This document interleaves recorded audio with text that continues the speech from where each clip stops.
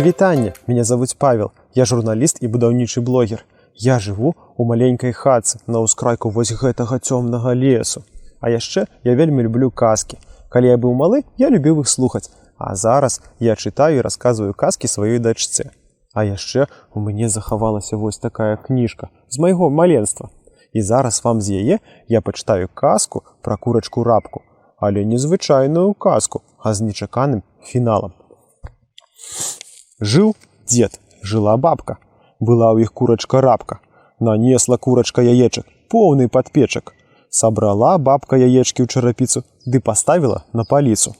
Мышка бегла, хвосцікам махнула, чарапіца ўпала, яечкі пабіліся. Плача дзед, плача бабка. Курачка кудахча, вароты скрыпяць, трэскі ляцяць, сарокі трашаць, гусі крычаць, сабакі брэшуць. Ідзе воўк. Дзедка, бабка, чаго вы плачаце? Як жа нам не плакаць? Была ў нас курачка-рабка, нанесла курачка яечак, поўны падпечак. Сабрала бабка яечкі ў чарапіцу, ды паставіла на паліцу. Мышка бегла, хвосцікам махнула, чарапіца ўпала, яечкі пабіліся. І воўк завыў. Ідзе мядзведзь.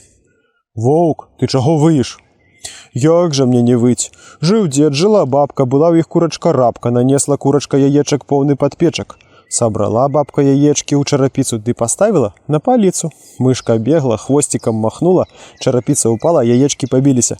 Плача дзед, плача бабка, курачка кудахча, вароты скрыпяць, трэскі ляцяць, сарокі трашаць, гусі крычаць, сабакі брэшуць.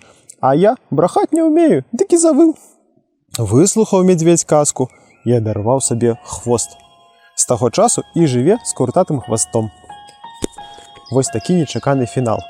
Чытайце паболей беларускіх кніжак. Гэта цікава. Да пабачэння!